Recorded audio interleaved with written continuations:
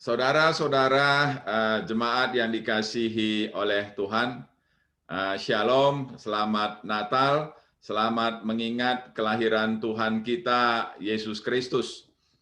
Kita akan membaca firman Tuhan dari kitab Mika, pasal yang ke-5, ayat 2, 3, dan ayat 4.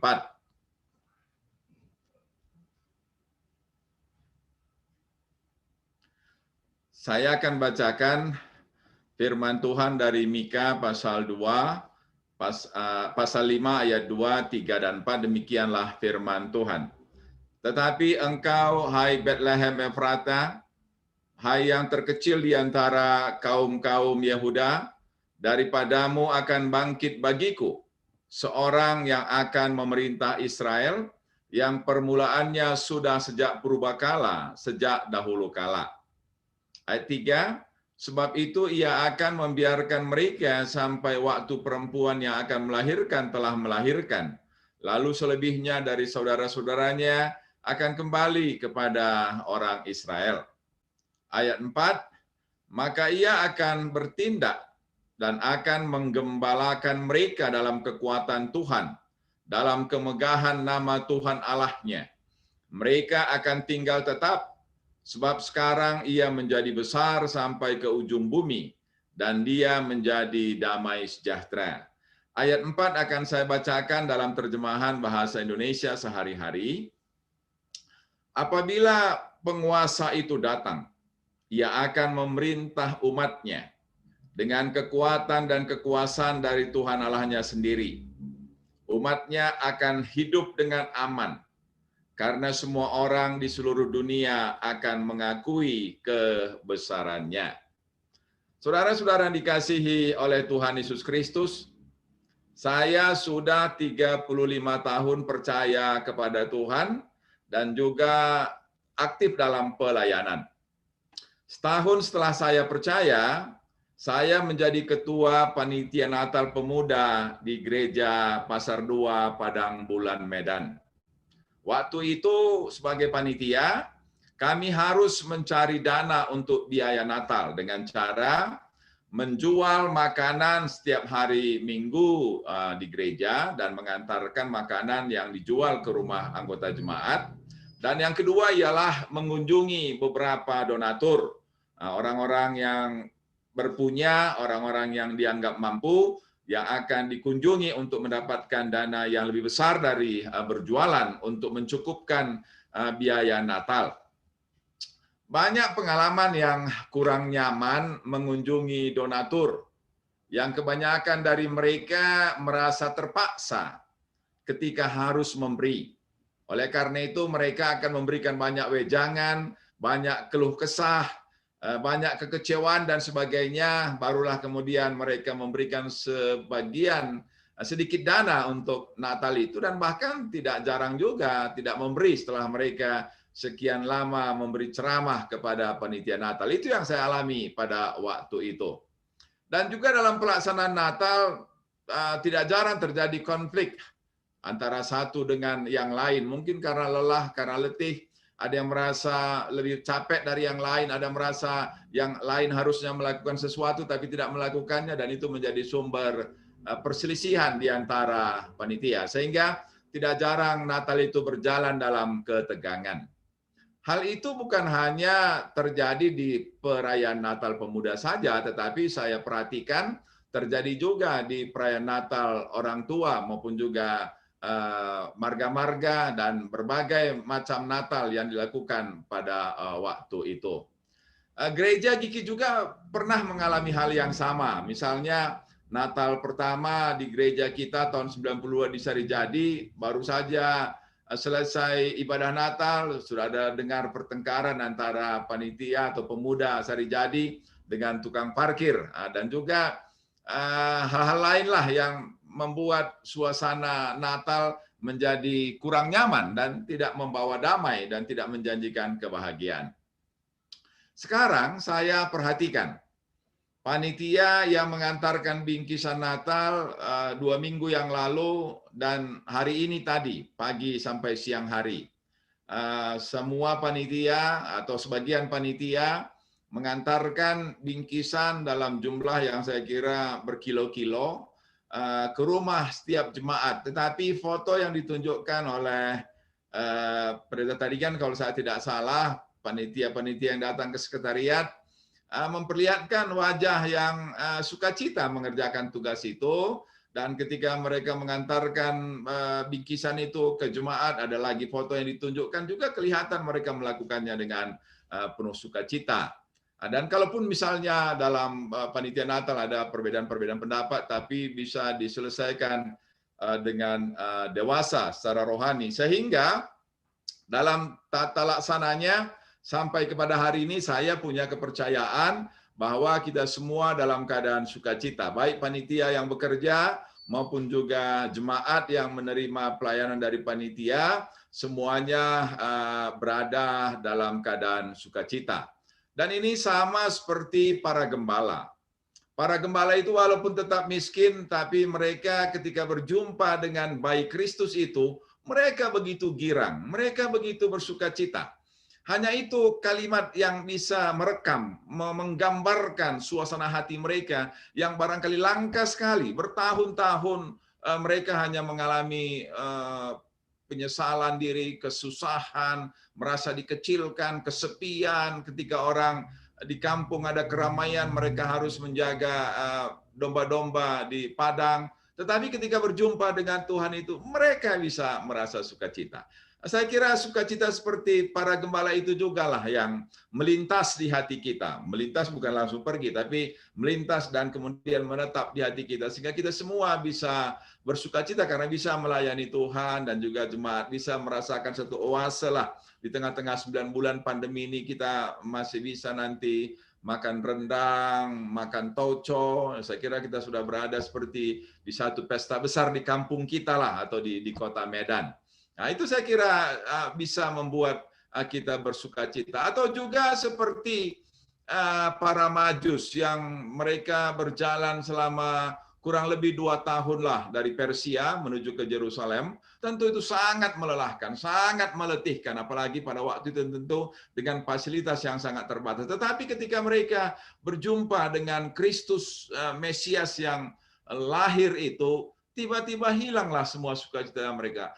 Hilanglah semua keletihan mereka, apalagi ketika mereka bisa mempersembahkan emas, kemenyan, dan mur di hadapan Kristus yang lahir itu. Dan itu membuat mereka bersukacita. Jadi saya kira menjadi tidak bermakna, menjadi kehilangan esensinya kalau kita dalam perayaan Natal tidak bersukacita, tidak bergembira, tidak bahagia. Oleh karena itu semua kita mari menjaga hati kita, walaupun barangkali letih, walaupun barangkali tidak dapat uang, barangkali tertunda uang masuk kita segala macam, seperti gembala, tetap statusnya sebagai gembala, tapi gembira itu adalah pilihan. Saudara berhak untuk bahagia, saudara berhak untuk sukacita di hari Natal ini. Dan itulah yang kita harapkan tentu bersama-sama, semua panitia, semua majelis pengerja, dan semua jemaat, dan juga semua saudara-saudara yang ikut dalam acara ini, mari kita bergembira, mari kita sejenak bersukacita. Di tengah-tengah tentu banyak kelelahan, kegentaran, ketegangan yang demikian panjang selama masa-masa pandemi ini. Mari kita rileks sebentar untuk bisa menikmati sukacita dalam Natal ini. Saudara-saudara yang dikasihi oleh Tuhan, kita akan merenungkan firman Tuhan yang sampai kepada Nabi Mika. Nabi Mika ini hidup pada masa sebelum orang-orang Israel dibuang ke Babilonia. Tetapi Israel Utara sudah dihancurkan oleh Sanherib. Oleh karena itu, Mika yakin betul karena kejahatan orang Israel Selatan sama dengan kejahatan orang Israel Utara, maka orang Israel Selatan pun atau orang Yerusalem pun akan mengalami pembuangan seperti yang dialami oleh orang Israel Utara. Itu yang disampaikan oleh Nabi Mika. Tetapi selain itu dia juga menyampaikan bahwa setelah ada pembuangan itu, setelah ada kehinaan, setelah ada kehancuran rasa malu yang demikian hebat, maka akan ada kedamaian di bumi. Itu disampaikan di pasal 4 ayat 1 sampai dengan 4. Lalu kemudian ada visi tentang raja besar keturunan Daud. Itu di pasal 5 ayat 2 sampai 4 yang kita tadi sudah baca ayatnya. Maka yang disampaikan oleh Nabi Mika dari seluruh firman yang sampai kepadanya ialah bahwa orang Israel dibuang ke Babilonia karena mereka tidak berlaku adil, banyak korupsi, dan mereka memang beribadah kepada Tuhan, tapi ibadah mereka tidak berhubungan dengan moralitas hidup. Rajin beribadah, tapi rajin juga berbuat dosa. Nah, itulah sebabnya, maka pesan dari Nabi Mika ialah supaya pelajaran ini nanti membuat mereka bertobat dan kemudian berlaku adil, mengamalkan cinta kasih dan rendah hati, hidup bersatu dengan Tuhan. Mari kita lihat, saudara-saudara yang dikasihi oleh Tuhan, dari ayat yang kedua. Tetapi engkau, hai Bethlehem Efrata, hai yang terkecil di antara kaum-kaum Yehuda, daripadamu akan bangkit bagiku seorang yang akan memerintah Israel, yang permulaannya sudah sejak purbakala, sejak dahulu kala. Ini nubuatan dari Nabi Mika ketika umat itu akan berada dalam kesesakan, dalam keadaan sengsara, dalam keadaan terbuang, dalam keadaan terhina, maka Tuhan menjanjikan dari kota yang kecil, yaitu Bethlehem Efrata. Itu kaum yang paling kecil dari semua kaum Yehuda. Dari situ akan bangkit seorang yang memerintah Israel, seorang yang berkuasa.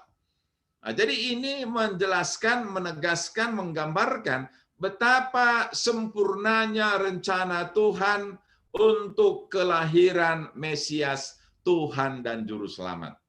800 tahun yang lalu pun sudah Tuhan nubuatkan. Sudah Tuhan sampaikan, dan ini menggambarkan bahwa rancangan Tuhan bukanlah rancangan keterasingan, bukanlah rancangan terbuang, bukanlah rancangan kesengsaraan, melainkan rancangan pemulihan melalui seorang yang akan memerintah Israel. Dan kemudian gambaran dari yang memerintah itu disebutkan yang permulaannya sudah sejak purbakala, yang artinya ialah yang sudah ada sebelum ada. Artinya sebelum dunia diciptakan pun dia sudah ada. Itulah raja yang akan memimpin bangsa Israel.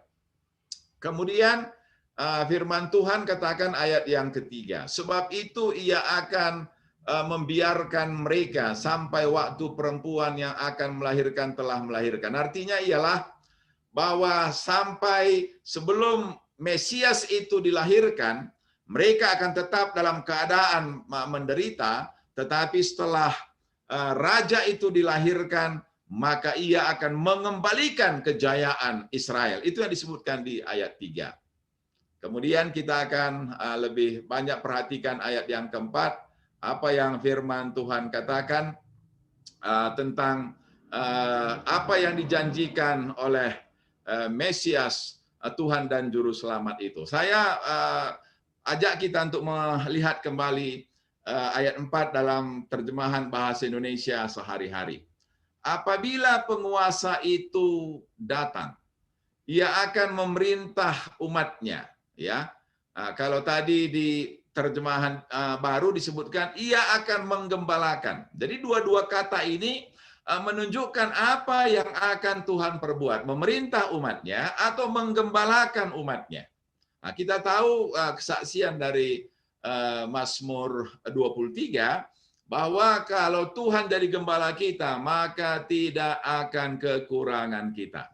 Kalau dia yang memerintah, maka dia akan memerintah dengan penuh keadilan. Kalau dia menggembalakan, maka dia akan membawa kita ke rumput yang hijau dan ke air yang tenang. Saudara-saudara, kalau kita bisa selamat sampai dengan hari ini, kalau bukan ada yang menggembalakan kita, kalau bukan ada yang menjaga kita, mana mungkin kita bisa selamat?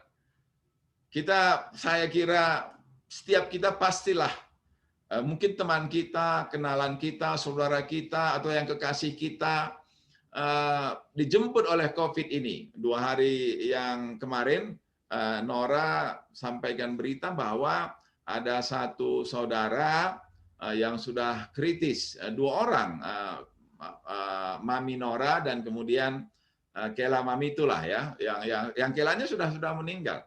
Kalau itu yang sering kita dengar, apalagi dekat, kan tentu membuat kita semakin gentar. Sehingga kadang-kadang batuk sedikit pun ya, kita sudah seperti paranoid lah ya.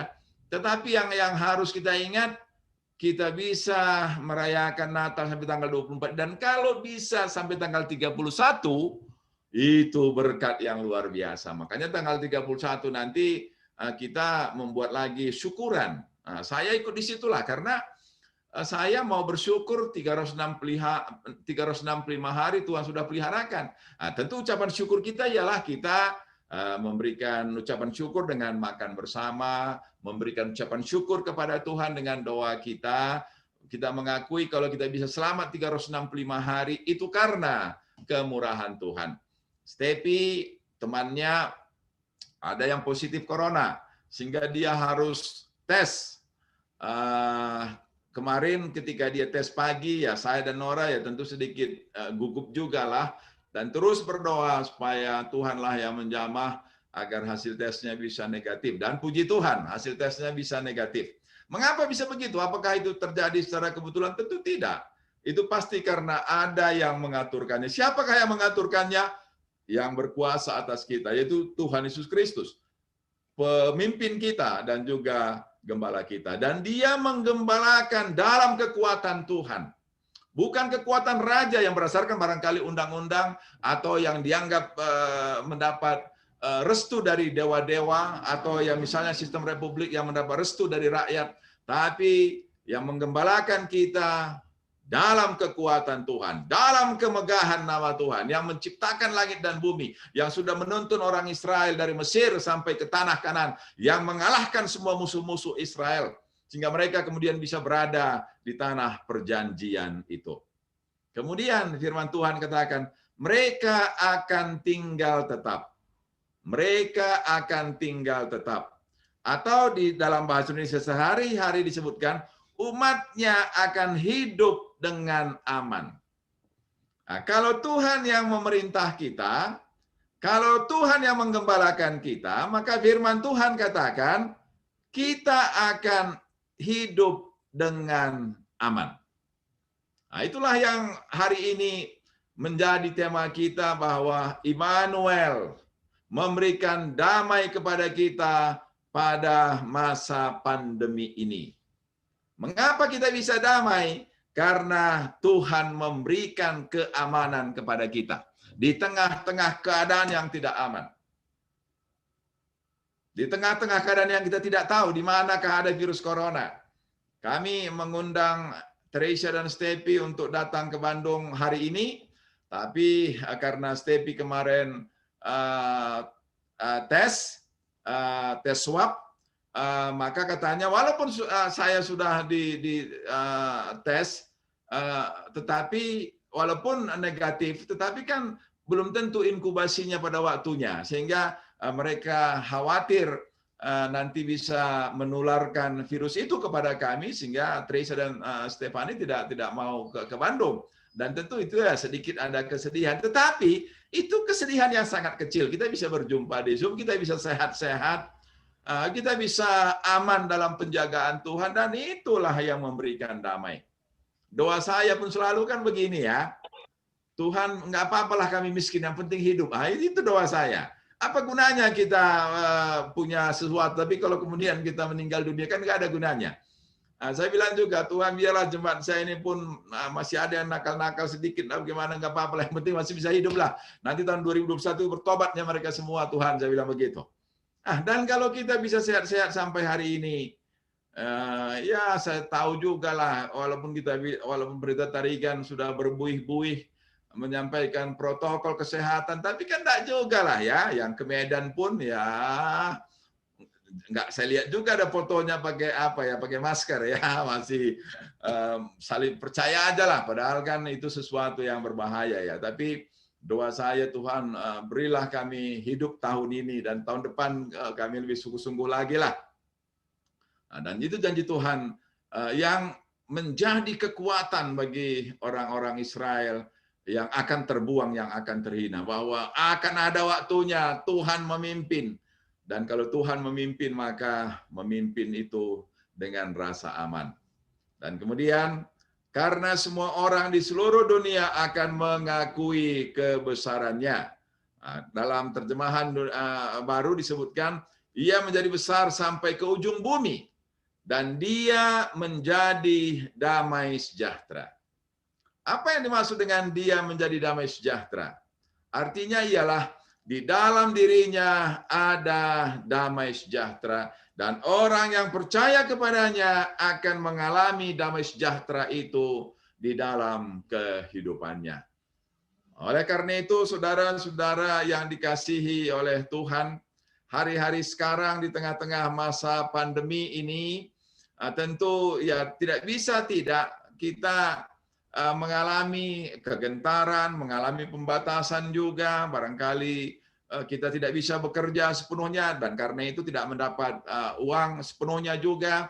Tetapi hari ini ya kita bersyukurlah bahwa Tuhan memberi berkat melalui gereja kita sehingga ya saya kira kalau ada istilah 4 sehat 5 sempurna ini sudah ada 6-nya juga ya, karena selain susu masih ada lagi teh sosro 1 liter. Nah, dan itu kan luar biasa, ada rendang, ada tauco, ada lagi snack, kemudian ada lagi cake, dan itu cake-nya pun berkelas ya, karena kalau saya nggak salah mereknya Bread Talk. Nah, itu barangkali termasuk kue yang berkelas lah di Bandung ini. Dan itu bisa kita nikmati, siapapun kita, apapun pekerjaan kita, barangkali tidak ada uang di saku kita, tetapi sore ini nanti kita bisa menikmati sesuatu yang Tuhan berikan bagi kita. Dan karena itu tidak ada alasan bagi kita untuk tidak bersuka cita. Bahwa di tengah-tengah situasi ini, Tuhan menunjukkan caranya, menunjukkan kuasanya. Bahwa dia adalah damai sejahtera. Dan siapa yang berharap kepadanya, siapa yang tinggal dalam dia, dan siapa yang sungguh-sungguh mengikut dia, akan mengalami damai sejahtera dalam kehidupannya. Kalau tidak, maka keadaan ini akan membuat kita hidup dalam ketakutan, hidup dalam kegentaran, dan kemudian ketakutan dan kegentaran itu akan menghancurkan hidup kita. Dan banyak orang kemudian mengalami depresi, banyak orang kemudian mengalami ketakutan yang berlebihan. Tetapi kita punya Tuhan Yesus Kristus. Apapun persoalan kita, Dia gembala kita. Dia memimpin kita, dan di dalam Dia ada damai sejahtera. Pandemi memberikan rasa takut, pandemi adalah ancaman, tetapi Kristus adalah gembala, Kristus adalah pemimpin, Kristus adalah pelindung kita, dan Dia sumber damai sejahtera kita. Sehingga ketakutan yang dibuat oleh pandemi virus corona dikalahkan oleh damai sejahtera yang dimiliki oleh Kristus. Dan itu sebabnya jangan pernah tinggalkan Tuhan dalam keadaan yang sangat mengerikan sekarang. Mari kita tetap melekat seperti kata firman Tuhan dalam Injil Yohanes pasal 15. Kalau kita tinggal dalam Dia dan firman-Nya tinggal dalam kita, apa saja yang kita minta, Tuhan akan berikan kepada kita. Saudara-saudara yang dikasihi oleh Tuhan, Immanuel, Allah bersama-sama dengan kita. Dan ini dipilih oleh PGI dan KWI menjadi tema Natal di seluruh Indonesia. Dan mereka akan menyebutnya Immanuel. Immanuel, Tuhan yang jauh, sekarang sudah berada bersama-sama dengan kita. Berada bersama-sama dengan kita itu seperti Ibrani pasal 13 ayat 5c. Ia tidak akan membiarkan kita, Ia tidak akan meninggalkan kita di tengah-tengah keadaan yang sangat menggentarkan hati ini. Tuhan tidak akan membiarkan kita. Dia akan menjaga kita, Dia akan melindungi kita dengan segala kuasanya. Sehingga kita tidak akan dihancurkan oleh pandemi virus corona ini. Oleh karena itu, saudara-saudara yang dikasihi oleh Tuhan, melalui Natal ini, kita kiranya mendapatkan kekuatan yang baru, mendapatkan semangat yang baru, mendapatkan iman yang baru, bahwa saya, siapapun saya, bagaimanapun keadaan saya, tetapi saya punya Kristus yang adalah Immanuel. Saya punya Tuhan yang memimpin hidup saya punya Kristus yang menjadi gembala bagi saya, dan saya punya sumber damai sejahtera. Sumber damai sejahtera itulah yang kita butuhkan di tengah-tengah keadaan yang tidak menentu ini. Dan kalau kita punya damai sejahtera itu, maka kita akan sanggup menghadapi berbagai persoalan yang masih terus menghantui kita. Walaupun barangkali pada bulan Februari nanti sudah akan ada vaksinasi, tetapi itu bukanlah jaminan bahwa virus pandemi akan berakhir. Karena kita mendengar di media massa bahwa di Eropa itu sudah ada gelombang kedua, dan Indonesia belum gelombang kedua pun sudah sangat mengerikan. Apalagi nanti kalau ada misalnya gelombang kedua. Tapi bagaimanapun mengerikannya dunia ini, kita punya tempat berteduh yang memberikan rasa aman kepada kita, yaitu Immanuel. Tuhan bersama-sama dengan kita. Tuhan yang kita sembah bukan Tuhan yang jauh. Tuhan yang kita sembah bukan Tuhan yang tidak peduli kepada kita.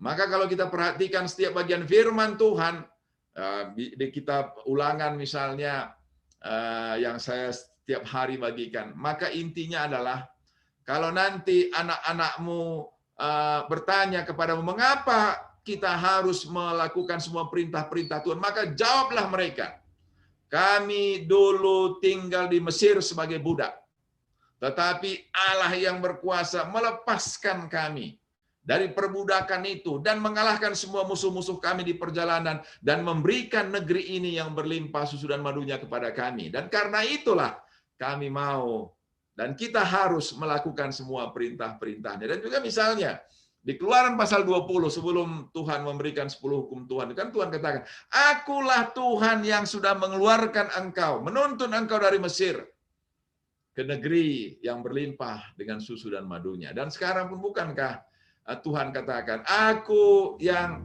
telah lahir ke dunia, aku yang telah mati untuk menebus semua dosamu, akulah yang menjadi gembala bagimu. Maka karena itulah kita ikut kepada Tuhan, karena Tuhan telah terlebih dahulu berbuat sesuatu yang ajaib di dalam kehidupan kita. Maka dengan demikianlah jemaat yang dikasihi oleh Tuhan, mari kita ikuti seluruh rangkaian Natal ini. Jangan pernah lupa untuk bersukacita. Jangan pernah lupa untuk berbahagia.